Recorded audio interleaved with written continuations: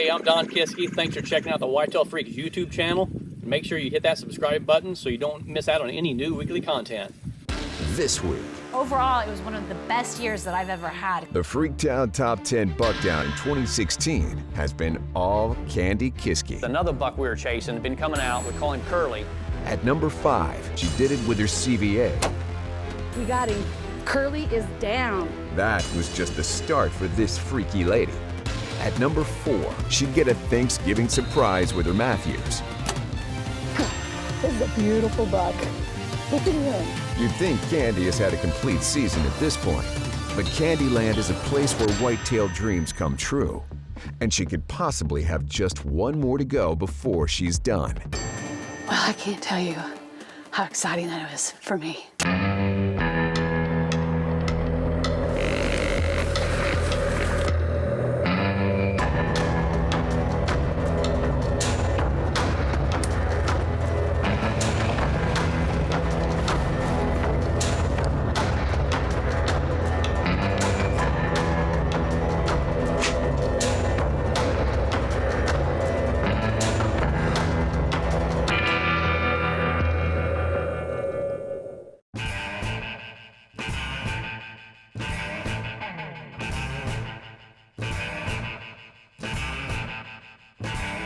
Don Kisky has a way of tracking his deer, and it isn't much of a secret either.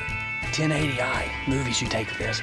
You set it 5, 10, 15, 20 seconds, whatever you want at a time.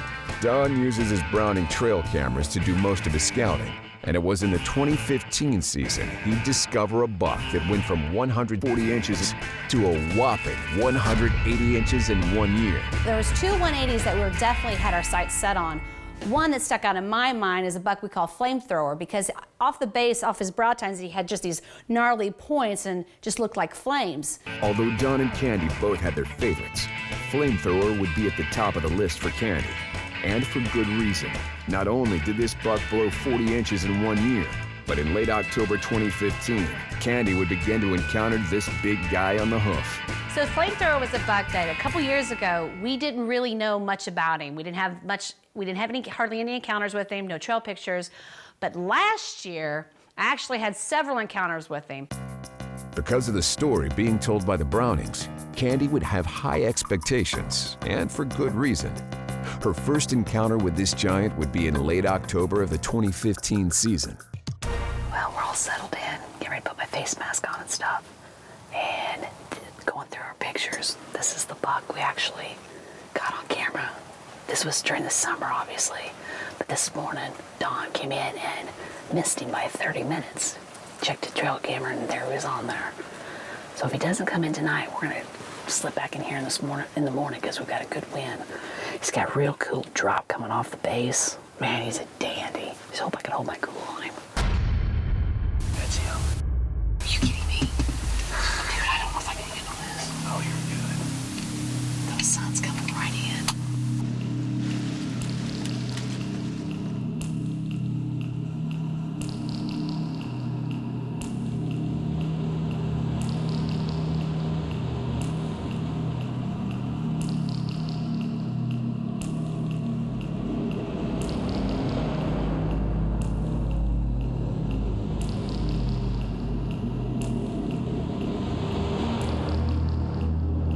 FlameThrower would make his appearance. It would be a short-lived and out-of-range appearance, but it was enough to let Kandi know how close she was to taking out her second booner in 2 years. Well, we just had the big buck come out that dropped on 180. He made some scrapes and walked right into the timber. So if he doesn't come back out tonight, try to give us a shot opportunity. We're gonna leave all of our stuff in this blind and climb in here in the morning.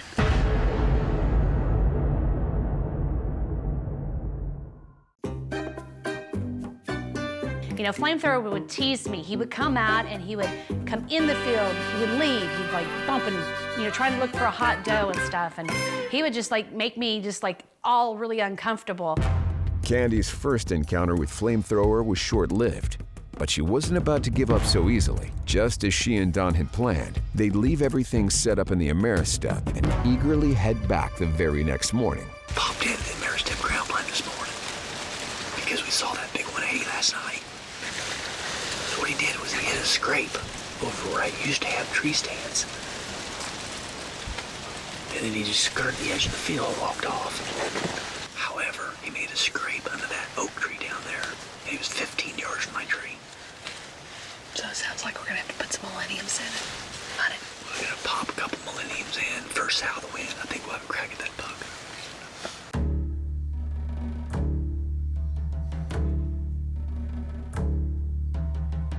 We had all kinds of bucks coming into the field. And early, to my right, here comes FlameThrower. He is rubbing a tree, you know, right underneath a licking branch and just going crazy. FlameThrower would come from every direction. He would bump does. He would make scrapes. He would leave the field. And he would come back into the field. He would go out to their left, and Don and I would be like, oh, shoot, you don't have a shot? And I'm like, no, I didn't have a shot. He wouldn't come in, or the angle wouldn't have been right, whether he was quartering towards, or, you know, I just didn't want to take an unethical shot. You know, we had a lot of season left. We knew that we were going to get a shot at this buck at some point. It was a great encounter, but Kandi just didn't feel comfortable enough taking the shot. And to make matters worse, it would be the last time they'd see FlameThrower that year. Well, we got in this blind and barely made it in time because our big boy bumped 4 does out of the timber. He's out there in our field right now. The closest he got was 48 yards, and I just do not feel comfortable on a mega giant like that making that shot. Maybe a tad closer. You know, just needing a little closer, so keep your fingers crossed. We'll keep you posted. He was standing out there at about 40 yards, and I just didn't feel comfortable with making the shot. So we had several encounters with him, and he eluded me, and then he disappeared for the year. Coming so close to killing a buck of this caliber and missing your opportunity because of a lack of confidence can leave a lump in your throat. I had to get over the mental thought of that I can't, you know, shoot a deer at 40 yards out of a ground blind. So that next summer, Don and I spent the summer practicing. We set up the Ameristep ground blind in the yard, put the exact Millennium chairs inside the blind. You know, most of you are probably aware by now how comfortable the Millennium tree stand seats are. Well, I'm here to tell you they've incorporated that same technology into the blind chairs. They got a hunter shooter chair and this tripod chair. It's a Type Max sling seat, 360-degree swivel. This particular chair has 3 legs, obviously. It's a tripod chair that's fully adjustable, has 6 different adjustments on it. These things are fantastic. Get the legs come off and detach and fit into this little handy carrier here, so they're very easy to pack in with you. The only problem that I can see with this chair is that they're so darn comfortable, I think I'm gonna fall asleep. The 2015 season was full of defining moments for Kandi. One thing she learned was no matter how long you do this, or how many big bucks you kill, the nerves will always be there. And she needed to sharpen her focus. Practiced, just practiced and practiced, like with him being like the cameraman saying, don't shoot, don't shoot, don't shoot, and then, you know, just waiting. To where hopefully if I had encountered him the next year, that I was gonna make a great shot and hopefully harvest him.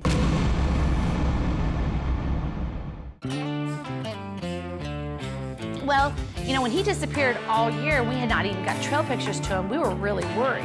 All of a sudden, here comes deer season. Don finally snaps a picture of FlameThrower. We were jacked out of the same field that he just loved to be at. Just like the year before, after getting the food plot set and right in the middle of harvest, FlameThrower would light up the Brownings, and Kandi would start getting excited. We had a certain amount of bucks that we took with our Browning trail cameras that are on top of our hit list. And of course, Kandi was the first one up to bat. She had so many encounters with FlameThrower that I felt it was only right that she had a chance at him. As they did the previous October, Don and Kandi would sneak through the corn and head to the Ameristep, armed with a camera and a Matthews, and full of determination. In the blind, Don just brushed his blind in about a couple days ago. Got a Browning trail camera set up. This particular field last year, we encountered FlameThrower. Well, we ended up finding his shed and taking pictures of him this year. So that's who we're definitely after tonight.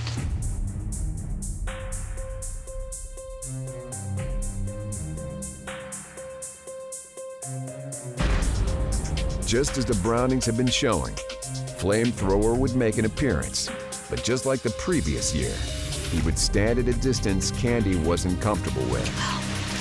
Well, there's FlameThrower. We haven't seen him since Velvet.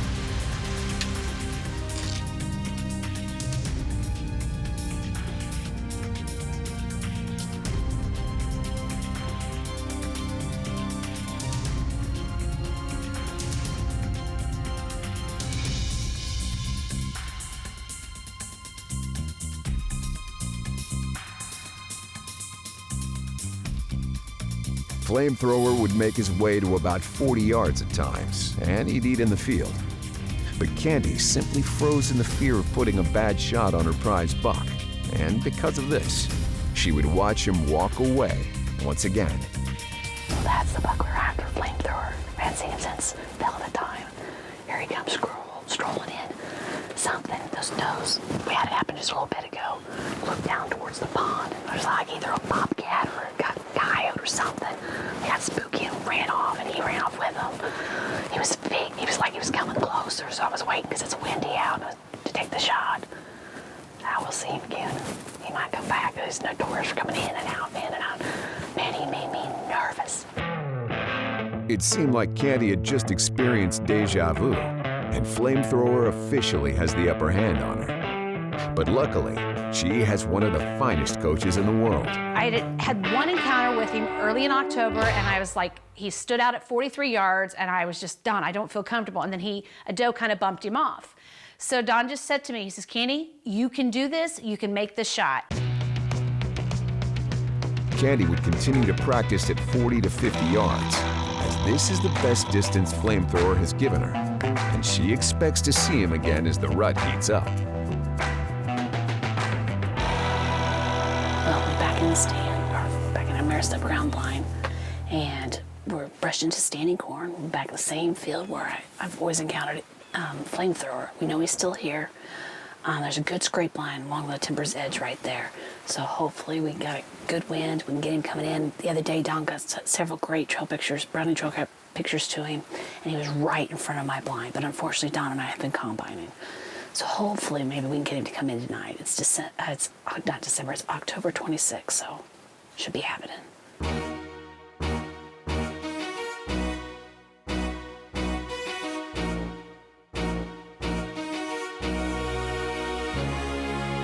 One thing is certain, and that is that bucks can be unpredictable.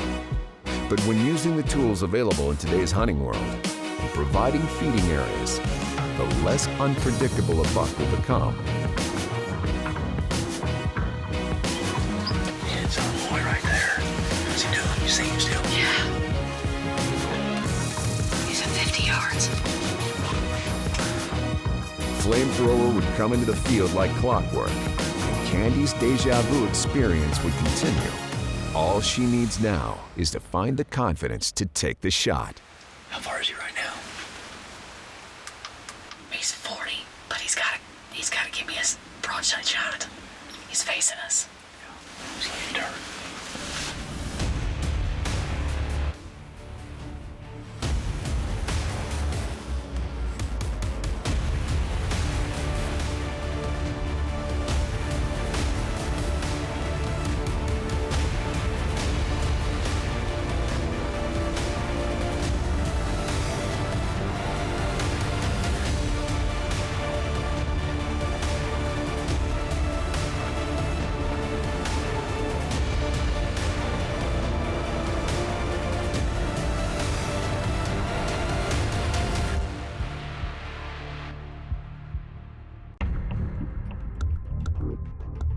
I had one encounter with him early in October, and I was like, he stood out at 43 yards, and I was just done. I don't feel comfortable. And then a doe kind of bumped him off.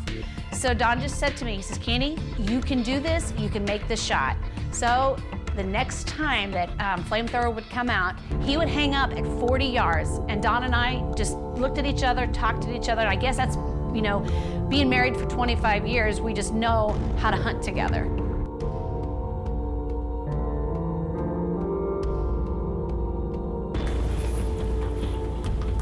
He's 50. He's 50 yards. He's coming this way. I'm good.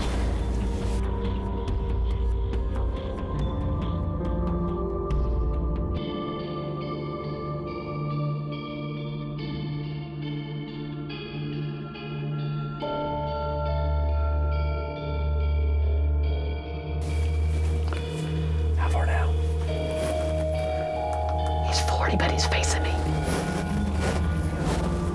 He's gotta turn. Oh no, he went to, oh no, don't do that.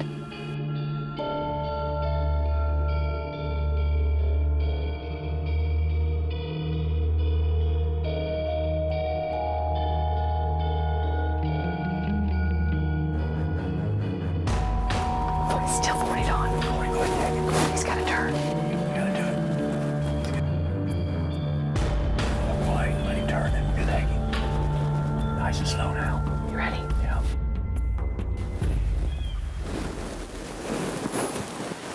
No, don't shoot, does that? Wait, put the pin dead on him. Nice and easy. Good release. Okay, I got him. Good. Good release. I got him. I got him. Don, I got him. Yes. Well, I can't tell you how exciting that was for me. I feel like I made a great shot. He was 40 yards. I made the mistake the last time that I encountered him. He was at 40 yards and I didn't take the shot. I wasn't going to make that same mistake twice. Saw him forever. He was coming in. He must have got in a fight with a buck or something. He was limping. I don't care. He's a beautiful buck. FlameThrower was after him last year. We took all kinds of trail pictures to him, and then we found one shed to him. We didn't see him all summer long. Finally, Don takes trail pictures to him. We've encountered him one time this year, and then we took several different trail pictures to him right here in front of the blind. Well, first night in, because we've been combining hard, it's October 26th. Here he comes. Oh my gosh, I am just so excited. I cannot wait to put my hands around that buck. Kandi Kisky has had one hell of a year, and she's showing Don just how much she has come into her own. We waited till this morning to come in here and to go trap FlameThrower. So hopefully he's just not too far, right inside the timber. Now Kandi will track her biggest deer of the year and wrap her hands around the 177-inch FlameThrower, claiming her third position of the season at number 2 on Freaktown's 2016 Top 10 Buckdown. Man, what a gorgeous, gorgeous buck. He's got beautiful brow tines, long, nice brow tines. We call him FlameThrower because last year he had just these brows that looked like flames. So that's where he got his nickname. And he haunted us because, last year we had him at 50 yards and never got a shot off at him. Then we didn't see him till late season. And then, we found one side of his shed and then didn't see him all summer long, which worried Don and I. We were worried about whether he got poached, got hit by a car, what.